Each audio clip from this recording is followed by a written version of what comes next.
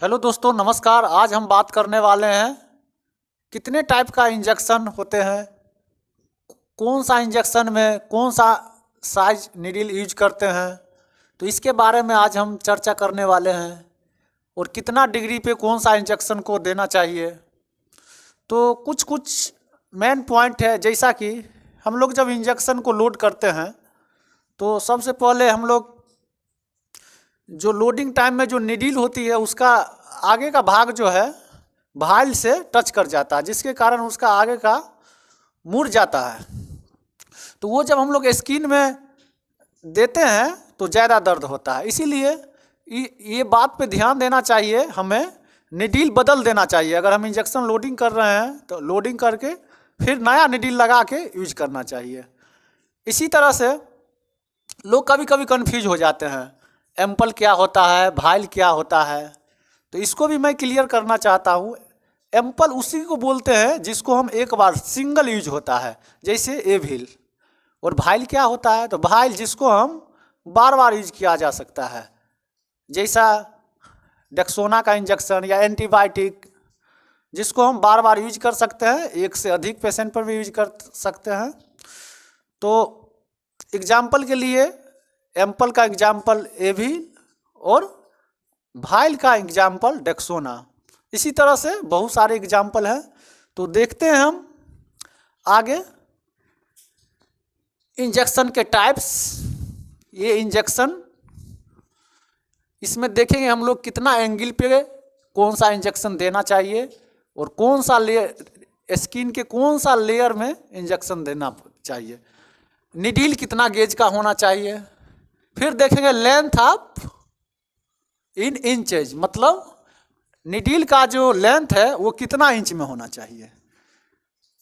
तो वैसे तो बहुत तरह का होते हैं, लेकिन जो सबसे ज़्यादा यूज होने वाले हैं वो मेनली 4 तरह का होते हैं। जैसा कि हमने लिखे हैं, इंट्राडर्मल, सबक्यूटेनियस, इंट्रामस्कुलर, इंट्रावेनस। तो ये जो टाइप्स है इसका यूज सबसे ज़्यादा होता है। तो हम देखते हैं इंट्राडर्मल। इंट्राडर्मल इंजेक्शन क्या होता है। तो इंट्राडर्मल वो इंजेक्शन होता है जिसे स्किन का सबसे ऊपर का भाग, जैसा कि कभी कभी एक्सीडेंट में स्किन में कुछ दिक्कत आ जाती है तो उसको हम लोग स्टिच करने के लिए लॉक्स 2% लोकल एनेस्थेटिक्स का यूज करते हैं। तो लोकल एनेस्थेटिक्स हम लोग इंट्राडर्मल देते हैं, जो कि स्किन के एकदम ऊपरी सतह में देते हैं। और बात करें कितना एंगल पे देना चाहिए और कौन सा लेयर में, तो 10 से 50, मतलब 10 से 15 डिग्री के एंगल पे देना चाहिए। लेयर का बात करें तो एपिडर्मिस, मतलब स्किन की सबसे ऊपरी सतह में देना चाहिए। गेज का बात करें तो 26 गेज का नीडल होना चाहिए। नीडल का लेंथ का बात करें तो 1/4 या 3/8 इंच का नीडल यूज करना चाहिए। फिर इसी तरह से सबक्यूटेनियस, ये भी बहुत यूज होता है, जैसे इंसुलिन या एरिथ्रोपोरोटीन। ये सब देने में सबक्यूटेनियस यूज करते हैं। इसको हम लोग शॉर्ट फॉर्म में SC भी बोलते हैं। फिर बात करें ये कितना एंगल पे देना चाहिए, तो 45 डिग्री के एंगल पे देना चाहिए। और लेयर का बात करें तो ये टिश्यू में देना चाहिए। फिर नीडल गेज का बात करें तो इसमें 26 गेज का भी यूज होगा, 25 गेज का भी होगा, 22 गेज का भी होगा।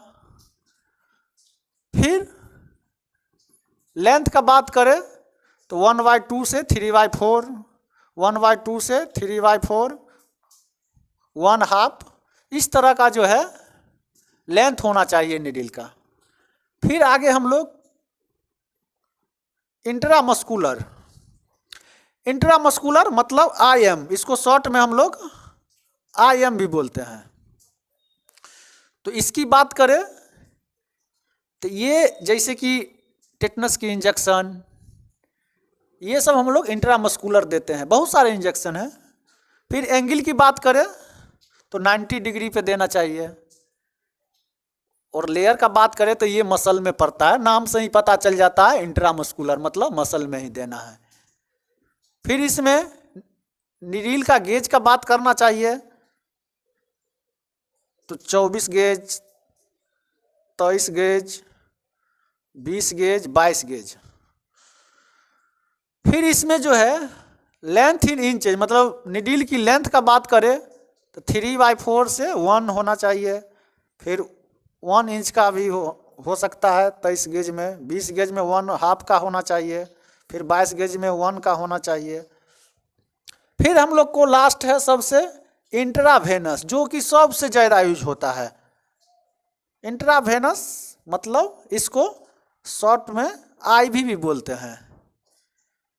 तो ये सबसे ज़्यादा यूज होने वाला है। तो इसमें जो है एंगल की बात करें तो 25, लेयर का बात करें तो डर्मिस। फिर इसमें नीडल कितना गेज का होना चाहिए तो 22 गेज और 20 गेज का होना चाहिए। नीडल का लेंथ कितना चाहिए तो 1 इंच का चाहिए, 4 से लेकर 1/2 इंच का चाहिए। फिर 20 गेज का अगर नीडल है तो 1.5 इंच का नीडल चाहिए। तो इस तरह से जो है हम लोग एग्ज़ाम के लिए या कोई कंपटीशन के लिए भी इसको एक नज़र ध्यान में रख सकते हैं। और प्रैक्टिकल लाइफ में भी ये बहुत इम्पोर्टेंट है। तो इस वीडियो को थोड़ा 1 बार 2 बार देखें और ध्यान में रखें कौन सा इंजेक्शन कितना डिग्री पे देना चाहिए, कौन सा लेयर में देना चाहिए। तो ये हम लोग को बहुत इम्पोर्टेंट है। और इसी तरह से और वीडियो देखने के लिए मेरा YouTube channel doctor IK Singh और प्ले स्टोर पे मेरा एप्लीकेशन भी डॉक्टर IK सिंह के नाम से उपलब्ध है। तो इसी तरह के और वीडियो देखने के लिए कंटिन्यू रहे। आज हम यहीं पर इस टॉपिक को समाप्त करते हैं और नेक्स्ट वीडियो में फिर हम नेक्स्ट टॉपिक लेके आएगा। Thank you.